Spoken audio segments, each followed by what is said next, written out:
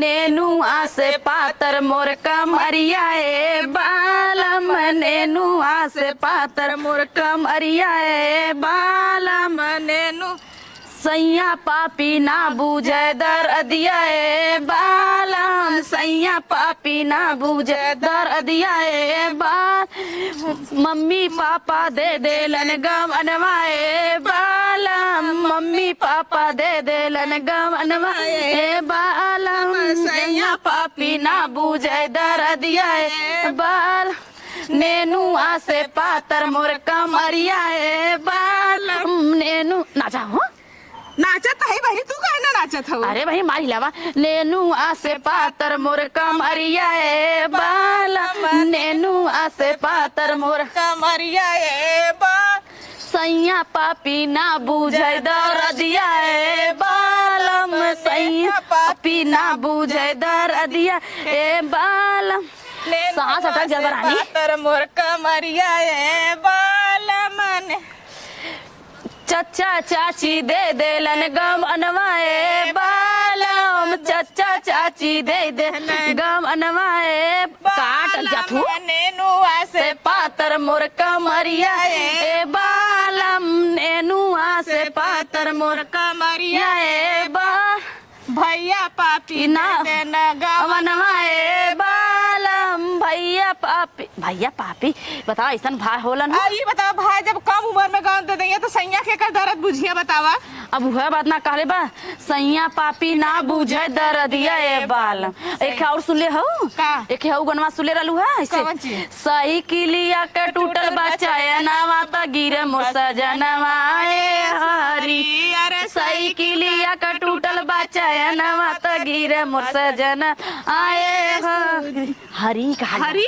हाँ, मम्मी मोरा रहतीन तो सैया के उठवती, मम्मी मोरा रहतीन तो सैया के उठवती, सैया के मम्मी निरदैया दर्द नहीं बुझे हरी, सैया के मम्मी निरदैया दर्द नहीं बुझे हरी, साइकिलिया का टूटल बचाया नवा त गिरे मोर सजन आए हरी, अरे साइकिलिया का टूटल बचाया नवा त गिरे मोर सजन आए, अरे चाची मोरे रहतीन तो सैया के उठावतीन, चाची मोरे रहतीन तो सैया के उठावती, सैया के चाची निरदैया दर्द नहीं बुझे ए हरी, अरे सैया के चाची निरदैया दर्द नहीं बुझे ए हरी, साइकिलिया के टूटल बचाया नवा त गिरे मोर सजनवा ए हरी, भाभी मोरे रहतीन तो सैया के उठावतीन,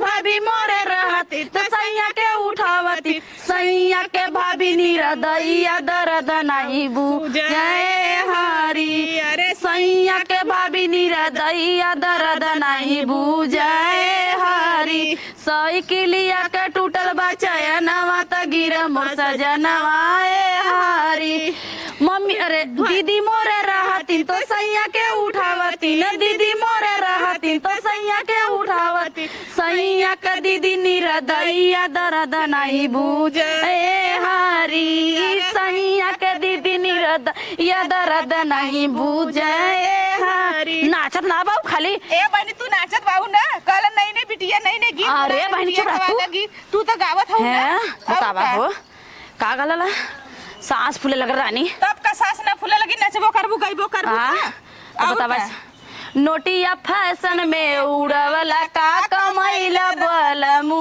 नोटिया फैशन में उड़ैला का कमैला बलमू, का कमैला बलमू का कमैला बलमू, नोटिया फैशन में उड़वला का कमैला गलमू, नोटिया फैशन बस करा बस करी तो आपका अपने पूरा उड़ा दे बदम से। सही कहा तो गर्दा गर्दा उड़ा दे। हाँ तब अगर यह गनवा भगवान अगर चला देना तो नीक रहत ना।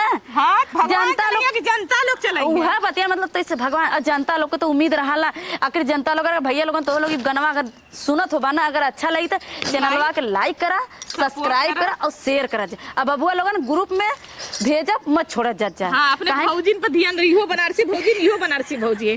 बनारसी लोग के याद कर देखिए भैया, जौनपुर का हम सपोर्ट करे ना कि बनारस के सपोर्ट करे। भैया अगर देखा जे बनारस लोग देखते उ भैया लाल दिल भेजी कमेंट करके, और जे जौनपुर के उ काला दिल भेजी। हाँ, कैसे आज देखत बारी देखा के कि हमरे बनारस वाला देवर बबुआ लोगन ने याद करन के जौनपुर वाले और देवर जी याद करे ले। हाँ, देखिए देवर जौनपुर वाला हम लेके ज्यादा मानते हैं कि बनारस वाला देवर लोग।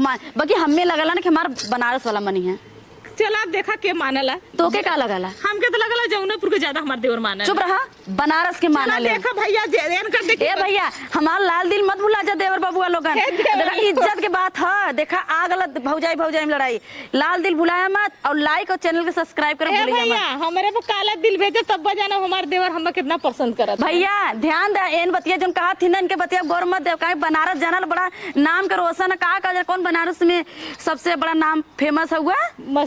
मशहूर लस्सी धर्मराज के दुकानी का। हाँ बता, लपसी खियाए तो लोग जरूर। अगर एक बार बता देते तो लोग बबुआ, अगर 3 मिलियन ये गाना पहुंचा दे तो तुम लोग के हम अपनी तरफ से लपसी फ्री धर्मराज के दुकाने का। हाँ, हमने दोनों मिल के किया। अब ध्यान दे। लस्सी पिया धर्मराज के दुकानिया। ए राजा जौनपुर का ए राजा हमके बनारस घुमा, ए राजा हमके बनारस घुमाई दा, चल के गोदलिया के पनवा खियाई दा, चल के गोदलिया के पनवा खियाई दा, ए राजा हमके बनारस घुमाई दा, हे राजा हमके बनारस घुमाई दा। तो देवर बबुआ लोगन याद करा लाल दिल। हाँ, तो काला दिल वाले ना बबुआ।